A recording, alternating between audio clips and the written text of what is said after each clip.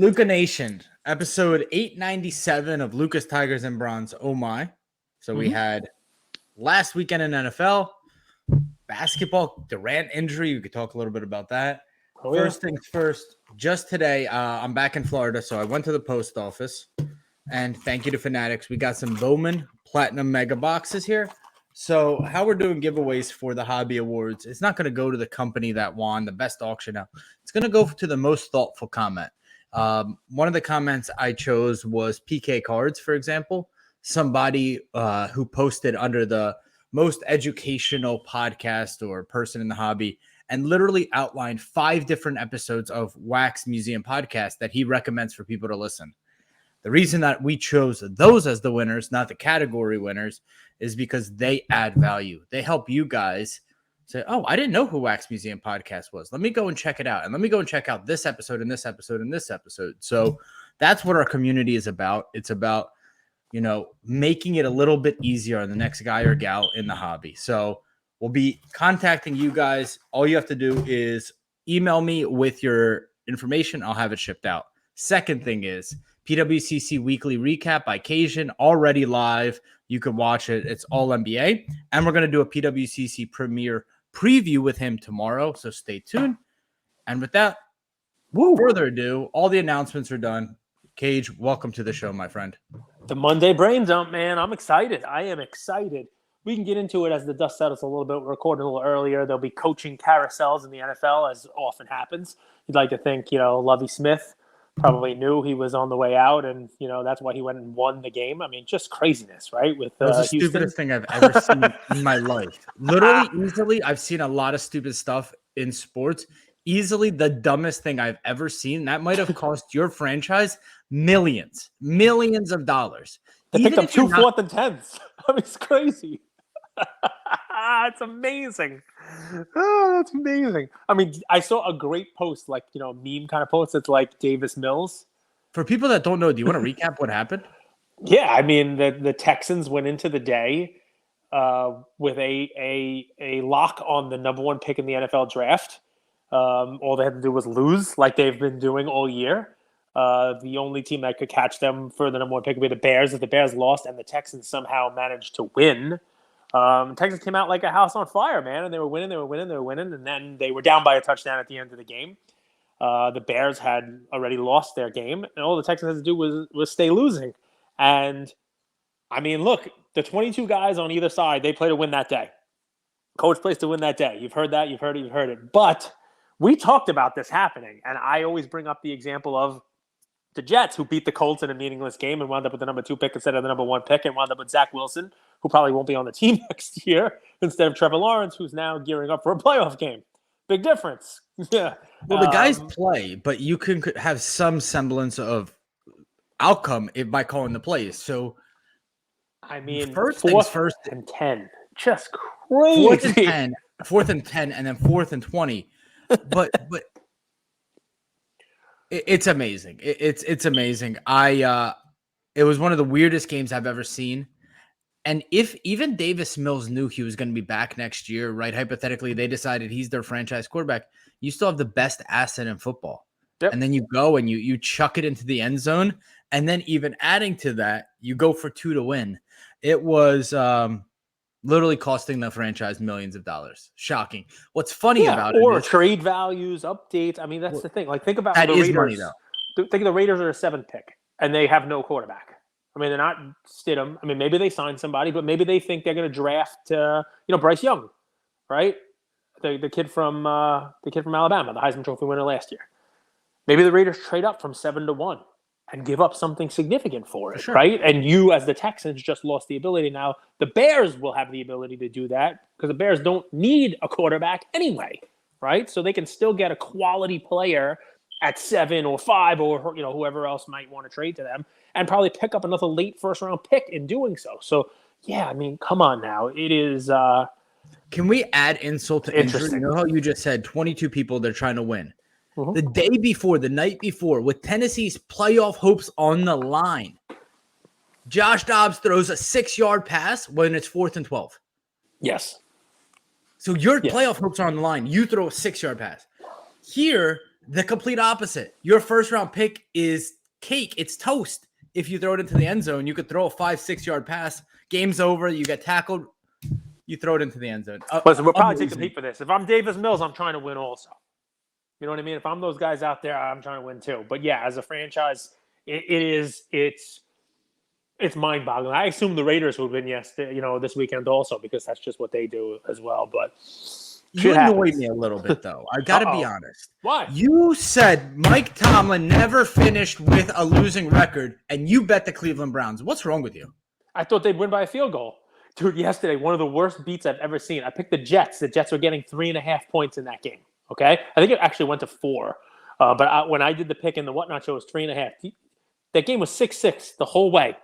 And Miami came and kicked a field goal, made it 9-6, which would have given me the Jets plus 3.5. And then did you see what happened? The Jets got the ball with like no time left, and they ran one of those ridiculous plays. And, before the play was even over, the coaches are on the field shaking hands, kissing each other, it looked like, and it says 9-6, Miami 9-6. But when the dust settled, the Jets had done one of these like lateral the ball so many times that they lateraled it out of the end zone, and Miami was credited with a safety. So the official final score of the game was Miami 11, Jets 6, and I lose. I mean, it was just some screwed stuff going on. It's not a sport. It's an entertainment league. It's not a sport. It's entertainment. So before we go down that rabbit hole, there were a couple people who were saying that last night. One of them with Big Cat, the Barstool guy, he was like, "Oh, this is fixed," during the Bengals, the Lions game last night. And out of the woodwork, Braylon Edwards was in his comments replying, saying, I have testimonials on this. Like, I have all kinds of stuff. You're 100% right. Like a former NFL player coming out of the woodwork, like, yep, 100%. I mean, look, I guess there's tinfoil hats everywhere. There's hanky-panky and everything, right, guys? But I don't want to go down that road. It's an interesting thing. I thought the Browns would keep it closer. The Steelers, you got to feel for them, man. I mean, they won another game. They finished 9-8, and they weren't able to make the playoffs. Tomlin gets the consolation prize of still not having a losing season, but the Steelers finished 9-8. The Lions finished 9-8. A lot of teams finish 9-8 and don't actually make the playoffs. Before we go there, did you win the 1-of-1 Rodgers Green Kaboom? No, I did not. Were you watching it as the game was going, and did that have impact on what you were doing with it? I'm curious to see whether or not the person who won it pays, because obviously that kind of ended there, and then it looked like the game was still in the balance there when that thing ended. And you're like, oh, maybe he'll be in the playoffs. I mean, it'd be silly to think someone's buying an Aaron Rodgers card for one wild card playoff win. But with the way weekly auctions run, week to week, Sunday, basically Thursday to Sunday, some people flash them in, but they all end Sunday. And with the NFL season the way it is, do you think 7 days, 10 days to pay is too much for a weekly auction?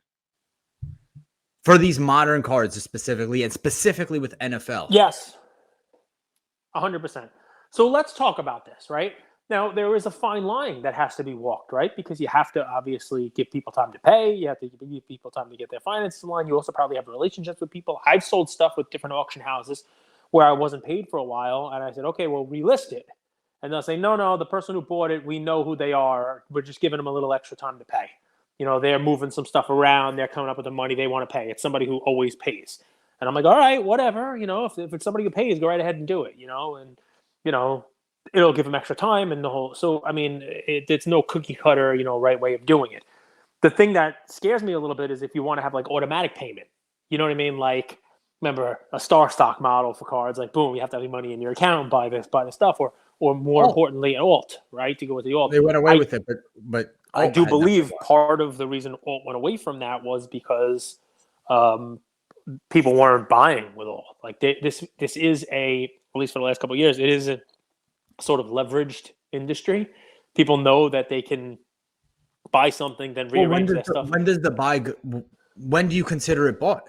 Aha! Now that is the better topic, right? And it bleeds right into this.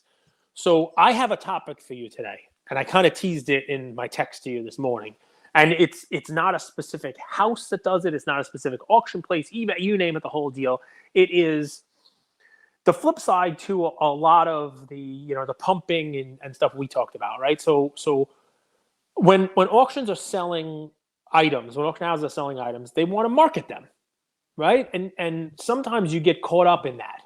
I've talked about it with, give him credit, the Wharf's great storytelling. I haven't seen one in a while from the Wharf, but like the Ken Griffey Jr. Ruby that I bought, or the Peyton Manning, Row Zero Legacy that I bought. Remember his great stories about the Reggie White green PMG and the Jerry Rice Topps Chrome 1996 refractor that there's only a couple of out there and they're going to sell. And one part of that is you kind of get swept up in it. You get swept up in the emotion, the emotional buying. We talked about with Luka having 60 points and boom, you got to buy right there. And I wind up sometimes bidding on and winning cards that I otherwise wasn't even looking for. So great job from the storytelling perspective, being creative and the whole deal. The flip side is after the fact, right? So I have no problem with an auction house doing this. I have no problem with an auction house, pumping up the marketing, hyping up, telling people, well, this card hasn't sold in this long and blah, blah, blah. Look at the Shaq Essentials credentials. It hasn't sold in 5 years. And, the one that came out that was just pink, a couple weeks ago. Right? No problem with any of that. Here's where it gets a little murky. The hobby has gotten really fast moving. And if you see somebody buy a card that hasn't sold in 2 years, and then the auction house comes out and publishes it and says, this one sold for this, it makes its way through the cheaper content that just reposts record prices. You guys know who you are. Where it's like, oh, this sold for this, record price, it sold for this. It's like the day after the auction ended. Record price, it sold. Correct. Right? And then after that, the auction house themselves will put it up, and maybe some of the data apps will also have it in as, look at this, here it is, it's done. I know when golden auctions end, like the next day, those sales are in there. I've looked at some and they're right there. So if it's a card that hasn't sold in 5 years, and you go to a card show, like say it ends on a Thursday night, you go to a card show that weekend and you see that card, guess what comp is being used for that card to price it out? And you as a buyer are now going, well, look, I saw that post from our neighborhood friendly repost group. Record price. It just sold for some are reposts, some are right from the accounts of the auction houses, some are from the employees of the auction houses, some are accounts that are like Gem Mint or sold for this. Yep. Sold for this record sale price. It's a house of cards. It's a house of cards where the first cards are, we can't verify that those cards are strong enough to hold up the cards that we're building upon it. And it's not just the specific card. It's like the card that comes to mind was this 1-of-1 Mahomes, and I'll pull it up for you if you want. This 1-of-1 Mahomes 2018 second year laundry tag. Beautiful card. It's a card I've been watching for a long time because I have another 1-of-1 Mahomes. Yep. Right. So I sort of, how do you price a 1-of-1? It's so hard to price a 1-of-1. So you look at these sales and you watch them closely. Well, this card has sold 3 times, 2 times for the exact same price in an auction house, which is really, really weird. And then it resold again for $2,100 more. And I'm sitting here, I don't even know if it's going to get paid. I don't know if it's an accurate comp, and I don't know what that means for my card. So I'm kind of left confused. Yeah. And so you guys don't think I'm lying. You going to post it? Shoot. I'm not going to post it. I'm just going to pull it up. It's a sick card. It's a really sick card, Cage. Yeah, it's a cool looking card. 100%. So it's actually Mahomes' rookie signature. It's on card. It's a 1-of-1. It's got a Nike tag. It's such a cool card. It's a card I was thinking of actually buying because I owned another 1-of-1. But here it is. It sold October 2nd, $8,100. November 13th, again, exact same price, $8,100. Then it sold on Christmas, $10,200. So I'm sitting here left thinking, I don't know what. Right. And it's the same exact 1-of-1. It obviously has not been bought and paid for and sold those 3 times in the last couple of months. So clearly now what it looks like is there's 3 comparable sales. The card is worth $9,000 and change. And we don't know as we sit here if any of those 3 were even paid for. Likely they weren't. Because if it wasn't paid for at $8,100 twice, it probably wasn't paid for at $2,200. And if it was, there's something screwy going on with it anyway. So, I mean, I guess my question becomes... Here's another one, Cage. And this is a lower pop card. This is the 2018 Luca Gold Threads Premium. Threads. Yep. We actually made content from that card. Remember when? Yeah, we Cajun talked was about talking- it. It was a cool looking card. Yeah. He's like, "What would you rather have? This for 12K or this fast break or this one or this bronze?" But now looking back about a month and a half, that was the wrong even comparison. We shouldn't be comparing it to the bronze because it resold last night for almost half the price. Yep. So, And is that person who bid half the price, are they looking back at the comp, looking back at the sale and saying, I got to well, steal. look, I just got a steal.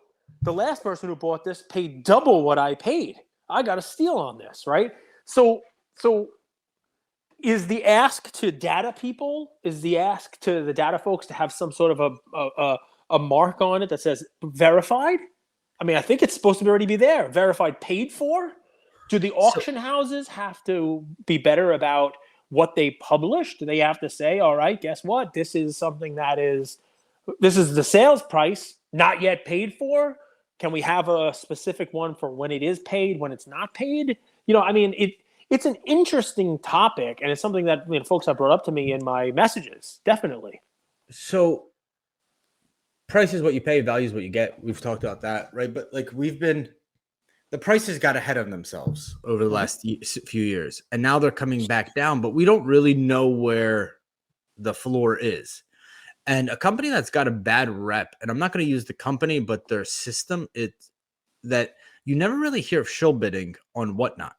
And the reason you don't hear about it, Cage, is because as soon as you're bidding on an auction or you're hitting buy it now, if you're a seller at the top of the bar, it says your payment was not authorized or your payment didn't go through. Right. Payment didn't go through. Or your payment did go through. Mm-hmm. So now when you're buying an item, there's that instant transaction. Now, people, it's funny.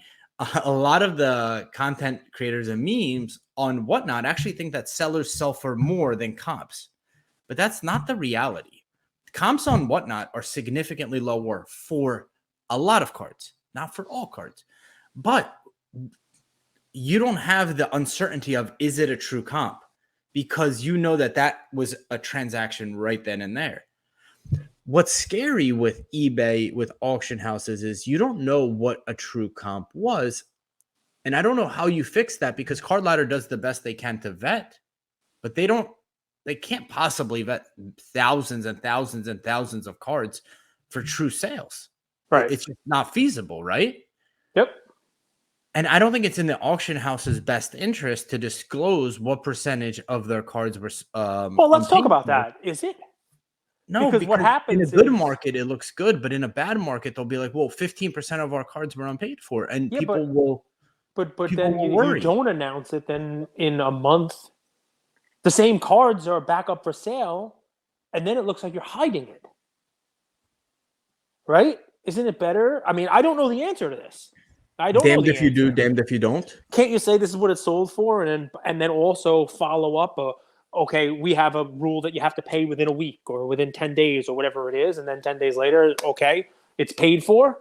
You know what I mean? It's an eternity for Mahomes cards. Like, think about Mahomes cards. If you bought a Mahomes card this weekend or next weekend, he might not even be in the postseason. Burrow, Josh Allen, Herbert, Tua. I'm going to try this out with my my Ameritrade account.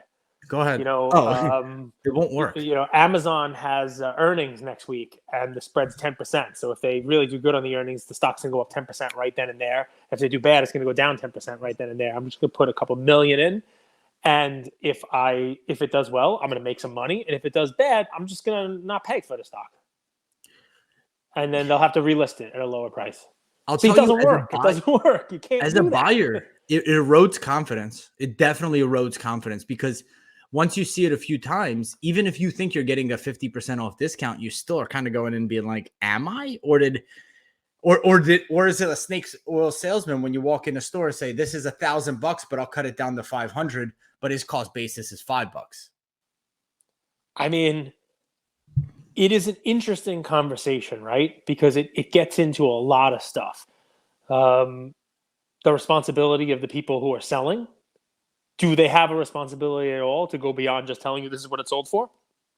Is there a responsibility for them to help out not just the consumers, but the people who are collating and collecting the data so that the consumers have it, do the data collection companies, and it's not just one, I mean, there's a ton of them, do those data collection companies have a responsibility to let you know this is what it sold for versus whether or not it was actually paid? Should they be following up? Should there be, is this room for another company? I mean, but the thing is, how do you get that data if you don't get it from the auction houses? You know what I mean? And if the auction houses aren't going to give it, it's something that's just going to remain hidden. It's one of those things, in the industry that probably won't get fixed. But you're right. I mean, it's something that you have to be mindful of, especially as, markets are in the state that they're in now. And you have to be blind not to see it. You know what I mean? Like the Jerry Rice Topps refractor was there. It's the same card, right? The same 96 Topps Chrome refractor that was available in November. You know what I mean? Like it's there and you see it again.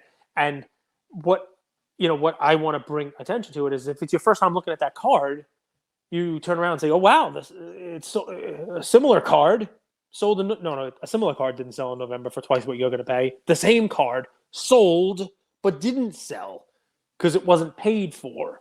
So it's one of those things that we just, look, not a lot of people talk about it. So you might as well spend a couple minutes saying, be mindful of it. I don't have a fix. And I've now gotten into this thing with my son, especially in wintertime. It happens a lot where he comes to me after we spend 4 hours doing something.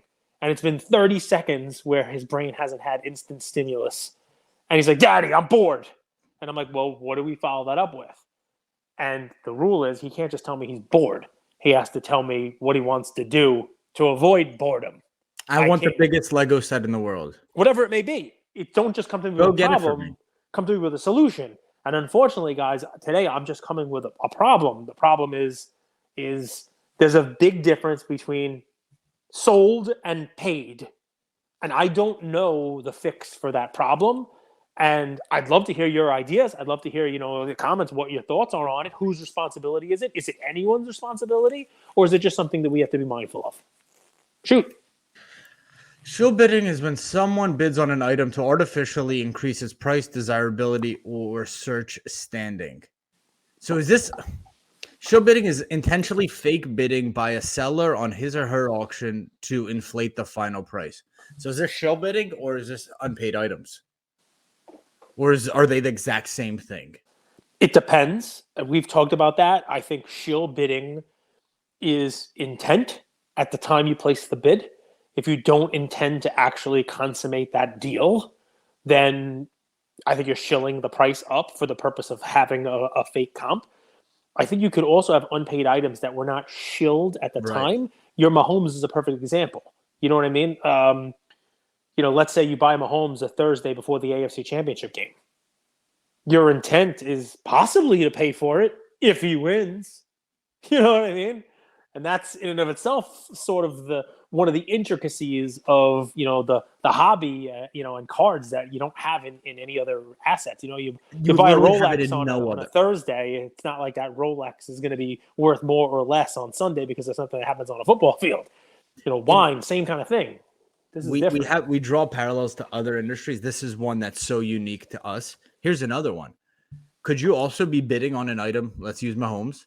But you're selling another similar Mahomes on Probstein or on Golden or on PWCC. So you're bidding on one, but you're also selling on another. And you say, hey, if mine does super well on this, I will move my money in. Does that make sense? Yes. I think more likely what you'll see is unscrupulous people who are selling one on one platform will bid on one that is ending earlier on another platform to set a comp for theirs. That's unscrupulous. I agree. That's probably shill bidding. But I'm saying legitimately, I want to get out of this Mahomes card and I want to get into this one. A different one. That's everyone, right? Yeah. I'm listing this for sale, but you don't really know when you're auctioning items off what they're going to go for. Correct. And if I do well, and if I get basically the same price as I would on that laundry tag, I'll move my money over. But it ends a little bit flat, maybe. And you're like, I'm not moving my money. Anyway, it's remember I had that list of redemptions, we had 4 items. I can't remember them all. I would put this as a really big hole in our hobby where you don't truly know what something is worth. Yeah. I mean, listen, sold and paid for. That's the big difference. I won something last night on eBay, and I have not posted pictures of it yet because a lot of things have to happen before I win an auction and it's actually a card in my hands. Right. You know what I mean? So I'll post it when I actually have it. You know what I mean? So That happened to me once. I bought my favorite Jordan refractor is from 95. It's like the kind of the blue one that it doesn't look like any other ones. yeah, I know it. I bought it on Mercari for like $400. It was like probably one of my biggest buys early on. And he was like, we got the deal done. A day goes by, 2 days goes by, and I posted. I'm like, I love this card. I'm so pumped for it to arrive. It's really centered too because it's really hard to send. And the guy's like, I just talked to my son and he really loves this card. And I've decided that I can't send it out. Any other card. And I was like, that's the last time I ever post a card before I have it. It happens. It happens a lot. And this particular card I won, you know, like I saw there was somebody else bidding against me and they bid, you know, I put a mega bid in on it. I used the sniping service and the whole deal. And I won it, and you know they had a high bid also, and you could tell the two of us were kind of, you know, competing for it at the end, the last couple of seconds. So you never know. That could be somebody who messages the seller and says, "I'll give you more than what you sold it for," and I wind up not being able to get it. You never know in the world of the hobby who's going to do what until the card's in your hand, and that is a perfect example, kind of. There's a big difference between sold and paid, and it's just look. We talk about a lot of stuff here. That is on my brain today. Let me, you know what? I'm going to go off camera for a second because I love to do this. The person who brought it up the most to me today, it's Andy. So I'll give Andy some credit. It is Bye Baby Cards, Andy. There you go, Andy, because you're going to hear this episode and you're going to be like, wait, I messaged Kate. We were talking about this like crazy. Yeah, we were talking about it, and you got it in my brain, and then we started doing an episode, and I said, all right, this is what's on my brain. It's the Monday brain, Tom. So thank you, Andy. You made your way into greatness. I'm also going to start here about a half an hour in, and I'm gonna pick one and see how long it takes. I don't know if they listen. I love Rick Probstein's content. I think it's hilarious. I think he does some really funny stuff. Probstein Auctions page, not Rick's own personal page, but Probstein Auction page, the little red circle, the PA, they got a lot of followers because I think they're pretty much eBay's biggest seller now. But I was looking at it yesterday because I was looking at, you know, fees and looking at some of the content he posted. Probstein Auctions does not follow me. And it's a very select group of people that they follow. So I'm going to bring it up on every episode.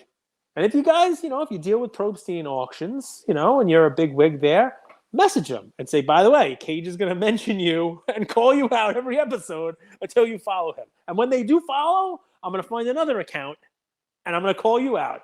This is what I like to call Dave Letterman getting Oprah on his show. He did this for like a million consistent days. Oprah's coming on the show. I'm asking Oprah to come on the show day 4,000, you know, whatever it was. And finally, he wore her down. So there you go. Who should I go after next? Who's after Probstein? Who should we have follow us? Anyway. If we didn't have a podcast, I would not be on social media. Okay, let's talk about that, right? Because as we go into the 2023, you got people saying, oh, cards are going to continue to collapse. We got a recession coming. You got other people making videos saying, I mean, exactly what we said a couple of weeks ago about just because people are saying it's going to go down, try to be greedy when others are fearful. All of a sudden, there's this video about this. Card prices probably will collapse still, but I don't think cards are going to go down. I think there's probably more money in cards aggregate 3x to what it was in 2019. Just the prices are going to go down. Those are two different things. People, business, industry, you know, more awareness, a lot more from a positive standpoint. But what is the role of social media in this? Right? Is it what breaks you, what makes you can also break you? Does social media also have the ability to turn negative and really amplify sort of the negative spin? Right? Take for example what we talked about. People, the people who, you know, your thought process about the hobby and cards and, you know, where it's at depends on when your entry was. And I would say that the people who have come in more recently who may be more down are probably also younger.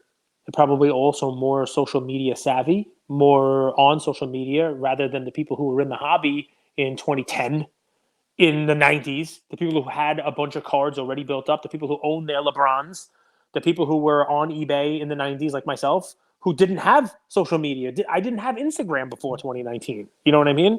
So as it turns, does the social media majority is the loudest voice, the people who are in the red now? And does that turn the social media experience negative for for a lot of folks? Is that something we need to worry about? You yourself, if it wasn't for cards, I'd be off social media. Why? Because Well, of negativity? I imagine it was the same though in the newspaper age too. Like the people in the know would be the ones profiting, and then every morning people would wait for their newspaper to arrive on their doorstep, where they would get the news of what's the hot news stock, what company's booming, what company's earnings are doing well. I imagine it was very similar with newspaper. I really do think that it's happening in crypto and NFTs too. Like there was a guy on Joe Rogan the other day that was like, what's the price of Bitcoin? 16. Oh, well, it has 17,000 more to go. It's the same game of it's hard to know who to listen to and who is right. Because more often than not, there's like 1, 2, or 3 things that happen every year that really matter. And then there are opinions that other people give about those things that you're sort of like a dog chasing a ball. It's like, oh, he said that. Let me go see and check it out and see if it's accurate.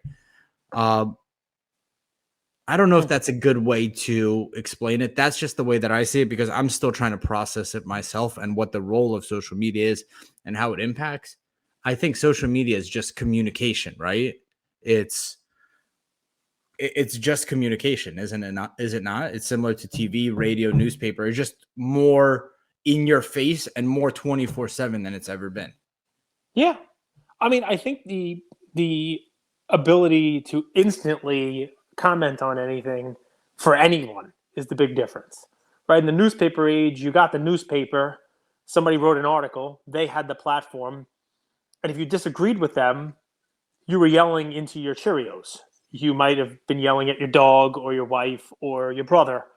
You don't have the instant ability to pick up the newspaper, put your finger on it, and yell at that person about how wrong they were, and potentially have them see it, and maybe even interact with you. Which, by the way, I love our interactions recently. Lots of great stuff. What impact does that have on the industry? Like, what is the what does that do? Does that discredit the people that are creating the content? Does it add additional credit? Does it allow for a discourse instead of just somebody putting stuff out there and no one able to actually comment on it? I don't know the answer to that because a lot of the discourse we see in social media, I think, is probably very negative. You know what I mean? It doesn't really add much to the equation. In some regards it does, but but it also doesn't allow people to just kind of proselytize and then they're done. I didn't do a great job with the clip that we posted about like influencers don't move money and all that stuff, or influencers are only a small part of the equation. What really moves it is money. But I always reference back to the Mr. Beast on Impulsive clip, and it's out there where they're talking about CryptoPunks and Gary Vee, right? The biggest thing that moved that market wasn't any piece of influence on social media. It was a private Zoom call with some of the most successful social media influencers who'd made money off of the space to say, hey, put it all into CryptoPunks, put it in CryptoPunks.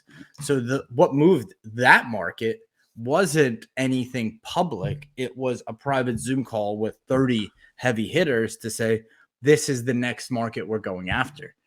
And I think you'd be naive to think that only happens in crypto. I got to imagine that happens in stocks. But then what happens after that? Because after that, just buying it doesn't move the price.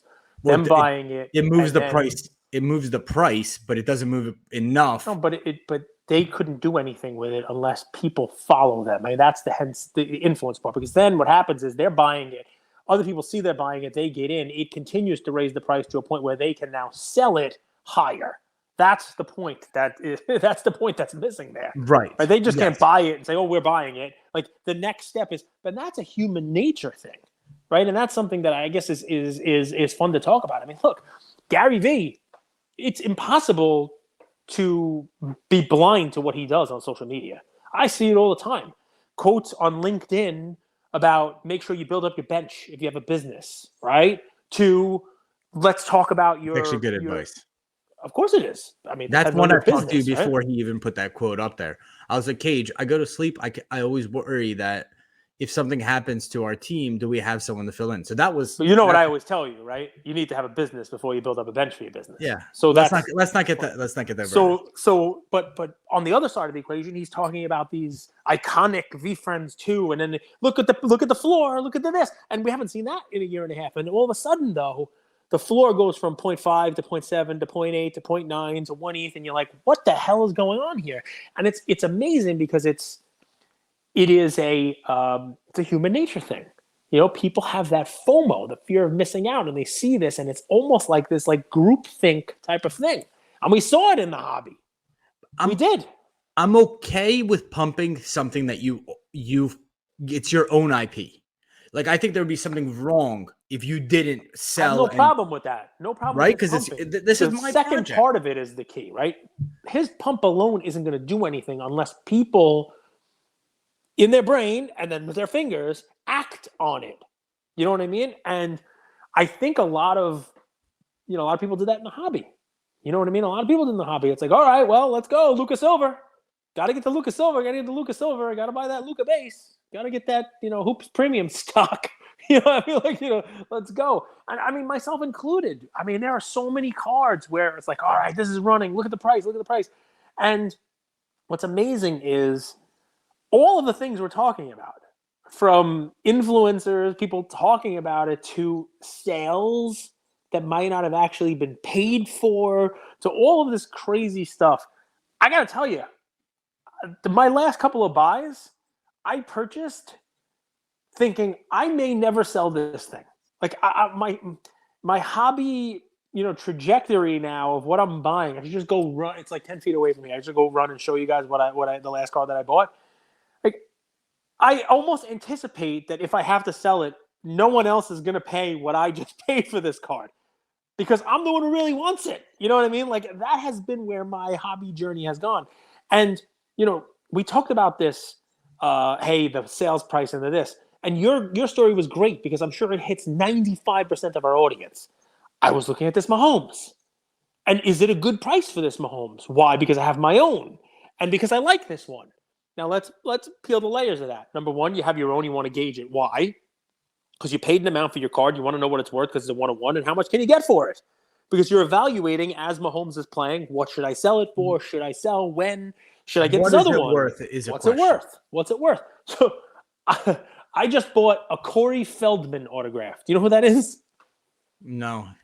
He was Mouth in the Goonies, right? I just bought a Goonies auto, and I'm showing it off. I showed it to my wife. I'm like, look at this awesome card. It's an SGC Tux with a 10 card, 10 auto. And I'm like, this goes with it's the same as the chunk one.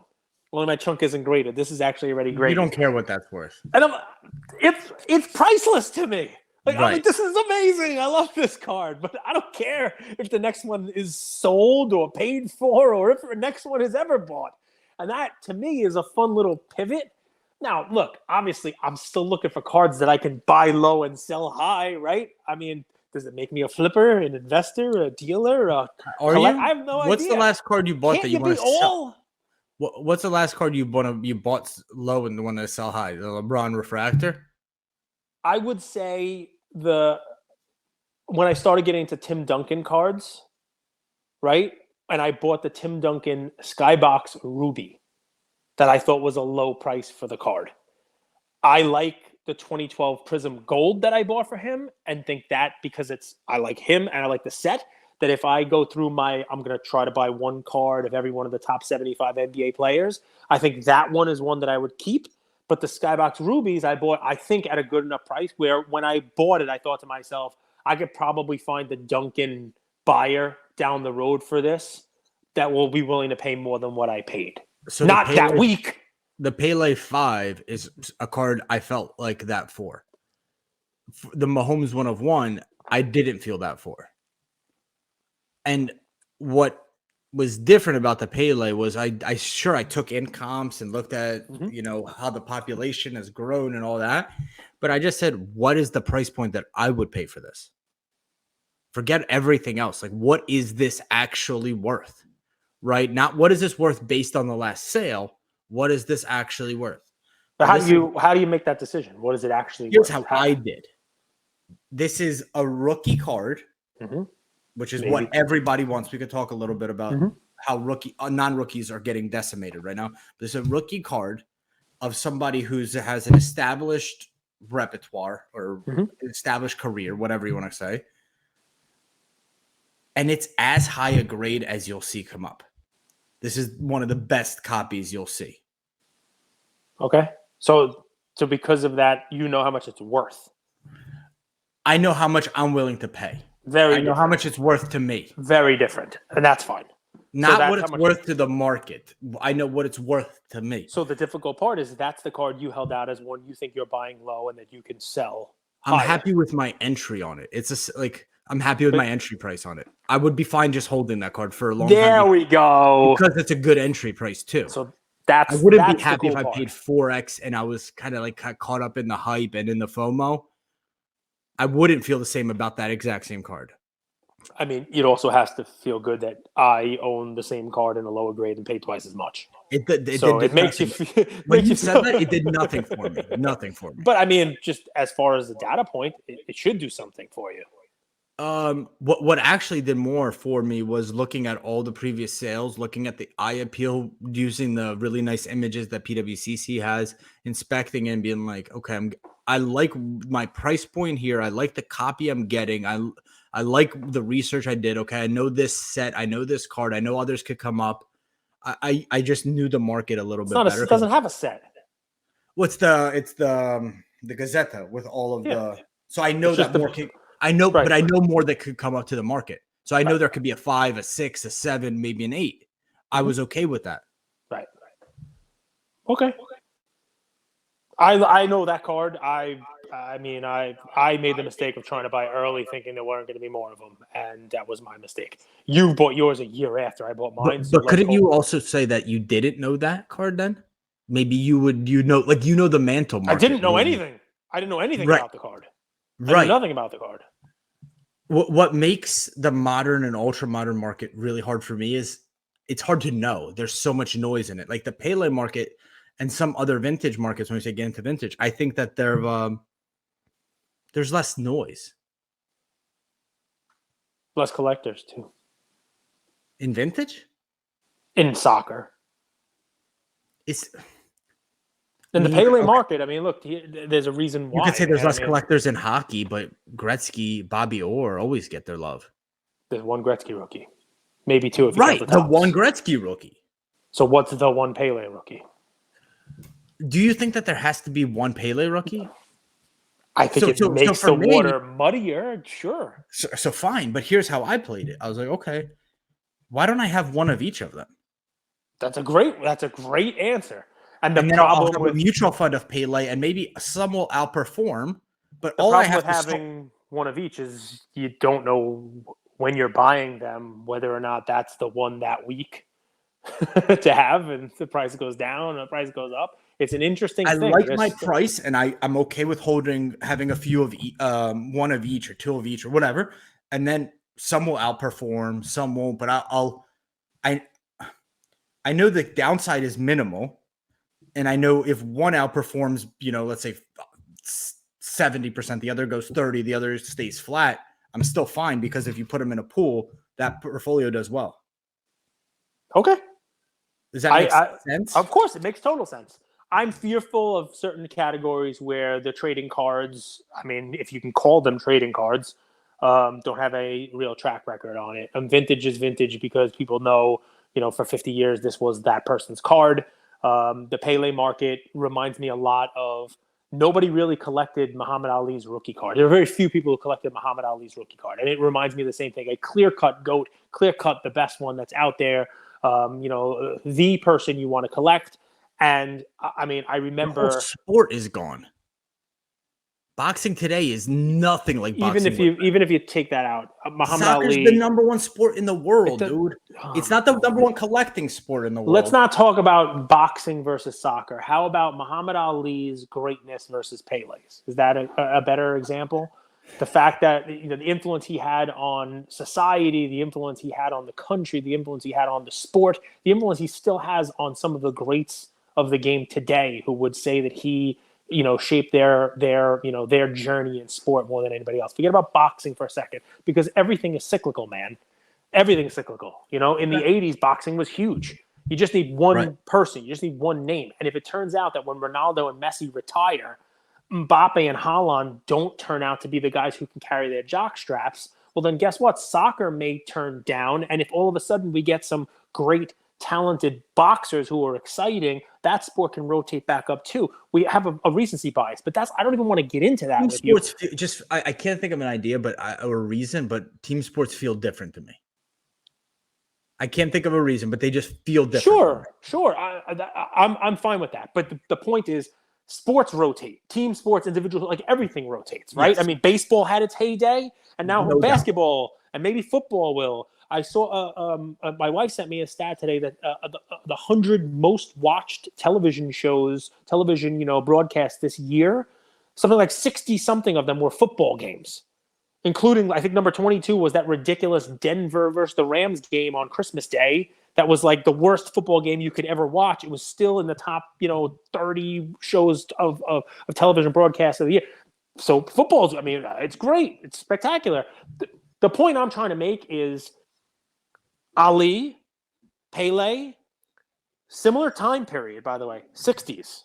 Similar cards. They both actually have a Swedish record rookie card, right? Which is the front of the Swedish Record magazine, 1962 for Ali. It's got two people on the card. The Pele one is not a very attractive one. It's not one I would own. But at the time, there weren't mass-released rookie cards in sets, you name it. That's why you wind up with a Pele, a Lifa, a Quigol, a Gazzetta, an Aquarella. You get these things that aren't really cards per se, but we've retrofitted them into a collectible, a card, because there's the Swedish record for Ali. You could find one for Pele too. And you could find the same thing as a Gazzetta. It's a 2-panel. You could find it hand cut with just one, hand cut with two. There's a Pele of that also. But there's a Hemmets Journal in 1960 for Ali. See, there's the 2-panel, same thing, right? That's the front of a magazine called the Swedish Record, 1962. 60 has a Hemmets. It's a 4-panel. Then there's a 65 Bancroft Tiddlers. There's some Panini cards. There's all kinds of stuff for Ali. Same thing with Pele. And the tough part is that depending upon who you ask, this is his rookie, that's his rookie, this is his rookie, that's not his rookie. It becomes an interesting thing to watch. And you saw the same spike while everybody was looking. There's the Hemmets that you're looking at now from 60. And this, right? It's what I talked about happening with this stuff. The difficult part with Pele is, and you could see this, man, just pull up that Gazzetta. I don't want to crap on the card, right? But pull it up. There's one or two in every auction now. We just did a PWCC Weekly, and yeah, they weren't as nice, but there's ones with panels. You didn't see any of those. When I bought mine, the top was like 4. And now there's just more and more. Every week, every month, every auction, there's more and more. I don't know where the hell these things are coming from. I got people, we talked about it on the weekly auction, people sending me pictures of the Aqua album and the Pele card from there. It scares me a little bit because it is not something that's traditional. Now, keep in mind, I'm not saying something that is shouldn't it also excite you? It depends, right? It excites me from an overall collecting standpoint, sure. Of course, because it means that people are going and finding these things. People want to collect them. People want to get them graded. And it is taking a segment of the hobby that was not there previously, and it's now coming out. It would scare the shit out of me if I were holding some of these and hoping that the value of them was not going to be diminished. Now you're missing one extra point. But please. It's also exciting because you might be able to get a great entry. How? Because so many are hitting the market at one time. Maybe. Maybe, but you don't know how many more there are. So that risk, you're 100% right. With that Now, risk, keep in mind, also, that's not just soccer. Take a look, guys, and I'm going to tell you. 1000%. Take a look at Heritage posting. We talk about the Black Swamp find. Heritage Auction posted this week a picture of a T206 Raw that came into them they're going to get it graded, probably go to SGC. Just like the week before, somebody showed up with a 52 mantle that was gorgeous, nice corners, nice centering. And you'd think to yourself, how the hell is a 52 mantle, which, in 8 is a 7-figure card, in 6 is high 6 Right. figures? How's that raw? How does somebody not get that graded and, get it protected or whatever it is?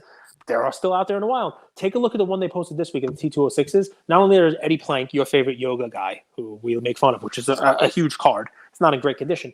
But they fanned out a stack of Ty Cobb red polar bear backs, which is a rarer back for the Cobb. And I think they had like 10 of them. And then just a whole bunch of keys from the set, all kinds of, Cobbs and all kinds of like high-end stuff. And you're like, what the hell is this? Like, how does this happen? So I'm not shitting on soccer. I'm not shitting on It's Pele. scary to hold through a discovery because a lot of supply will hit the market. And what Correct. previously you thought you had a really nice high-grade 7, which was a pop 1, and hypothetically, now there might be 3 of them because 2 of those are no doubt. But if you're not in that market and you want to get into it and you've researched and done the homework and watched it, you might be now able to get yourself a 7. So wouldn't it be better then to wait a year or 2 and let all of these things come into the market? And maybe It's you're hard not to getting know, a brother. bottom. It's hard to know. Maybe you have to pay 10% more, but you're also not going to pay 50% too much. It's hard to know because you can't time the bottom, you can't time the top, you don't know how many more are going to hit the market. Yeah, but I don't want to time the bottom. Just all you want to know is the price I'm paying something that I'm happy paying? Right, but has nothing to do with worth. No, it worth to me. So I paid very different. I paid $5,800 for my Pele. It was a 5. Right. There was a 6 that sold was just junk, which, by the way, actually had consecutive serial numbers, which was cool because they got graded at the same time. So what does that mean? Now I'm thinking, who subbed these? Show yourself. Who subbed these? But the 6 was junk compared to the 5. But forget that. I'm like, $6,000. I've spent $6,000. I've gambled $6,000 away for dumber shit. And it was a good month in December. I bought a Mahomes 1-of-1 for basically double that price. If 45 more 5s come and the 5s become a $2,000 card, I'm happy because I got a nice 5 that I think is a really nice copy. I could stomach it out. I'm not overextending. So to put a bow on all this, the forces are conspiring against us consumers. Always fucking from sold instead of paid for, from price discovery and pop counts that we don't know what the story is. And you got to just kind of who's subbing these? Yeah, who's out there? Show yourself. I mean, it is an interesting thing, man. Because I understand the flip side of it too. It's like, I want to wait a year and let all of these things hit the pipeline. But if you do, you could have bought the 7 now a little cheaper that you're talking about because people were hesitant to buy the 7 because they thought 8s, 9s, and whatever were going to come out. And it turns out after a year, that 7's still the highest. You can't get it anywhere close to what you would have bought it for during the price discovery phase. I get it. Trust me, I do. So this is the 6. Yep. The Gazette, the 6, okay? I think that it's hard to know in pictures. I mean, obviously the corner. I don't know how they grade these. Like, where does the border start and end? But here's 65100-136. I don't know how to grade them either. Well, because they're hand cut, and if you're looking at this on YouTube, guys, this is gorgeous green borders on the top and the bottom where they decided to cut and leave some green in. I own a 4 that has no green at all on the top and the bottom. Interesting. It's amazing. Okay. So that's a 6. It's 136 is the serial. So now let's do the 5. 137. Yeah. So I mean, and here's the thing. Can you do me a favor? Write that number down. So there's 36 and 37. All right. Sure. So write down the whole number. 650. My phone's gonna die, guys. So I promise you, we're only gonna be another 5 minutes. But I'm gonna have Andrew do something for us. I don't know the answer to this, and as a lawyer here, I don't like doing this without knowing the answer, and it could turn out to be a big fizzle and a waste of all your time. And I apologize for that in advance. But how you have about the whole Andrew number? putting his card under the microscope for you guys so you could learn. You're welcome. You got the whole thing, 6'5", blah, blah, blah, 036 and 037, right? So do me a favor, go to the PSA website or just in Google, PSA cert lookup. And you go to the page in PSA. You can navigate this. I trust that you have the ability to do this. Go on the PSA website and go to the cert. There you go. Type that number in, the one you just wrote down. And it shows the Pele, right? It says it. Gazzetta, is it right there? Okay, good. Now hit the back button. Which one do you want? This is the 5. That's the 5, right? And the other one was 5.6, right? It ended with 5.6. 136. Okay, so go back. Paste again, and change that 7 to an 8. Oh, smart. And what I'm doing, guys, is I'm checking the next one. What is it? Shohei. It's a Shohei That's card. the Now one I should have bought. Now go the other way and do 5.5.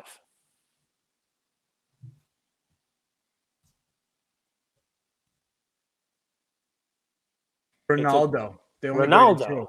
Okay, so potentially I'd go back and do like 5.4 also and see whether or not they did it. But clearly this is somebody who was grading some soccer cards in there, and you can now, this is a kind of a brute force way, guys, of seeing, what was submitted in connection with this. Is it another one there? This is another Ronaldo. Another Ronaldo. So I would keep going until I got into like some modern stuff like we did with the Shohei and see what was in there. This is a good sign to me, right? Here's the Pele Swedish Journal. They got a 7 on it. So now there's a Pele Swedish. Keep going. And what you're doing now is you are retroactively going into somebody's sub and seeing what they did. And you're seeing somebody who is dealing in exactly what we talked about, which is finding some of these soccer cards that weren't previously graded and grading them. And you have this Pele Swedish. And now you have Pokemon. So assuming it stops. You got to go a couple in either direction, but you'd assume if you got a Pokemon bookended by a Shohei and a bunch of 1960s soccer cards in the middle there, I'd say that the 60s soccer cards were probably that sub. So if you guys want to look up the card, I got it was 651000137, $5,800. Last one sold for $15K. The 6 sold for $24K. What's the 4 on Card Ladder? What does the 4 say? They don't have this card in the Card Ladder. They only have it. It's not. They only have the Quigo and the Afa. So what were you just looking at? So I've Card Ladder Pro shows you the sold, but it's not. It's not like one of the Card Ladder cards yet. Okay. It'll show you the listings and the sold, but it's not one of like the. You guys out there could help me out. I don't know what's called. Card Ladder has Card Ladder and sales listings. And guys, what I just did there was it's a cheating thing, right? You can go look at, okay, if Andrew has that original piece of data there, and it's like, all right, well, I see consecutive serial numbers. Guys, go look at what the serial numbers were before and after it, because maybe you'll find somebody, submitted 10 of these cards and they just haven't hit the auction house yet. Or they're going to hit the lucky auction for house. us, we didn't see that. We saw some other soccer cards. Or they sub 10 Pele's and they're still holding 4 and these are going to hit the market, so you could know that. Smart. That's experience. And this is basically a class on banter and experience here. Enjoy, Luca Nation.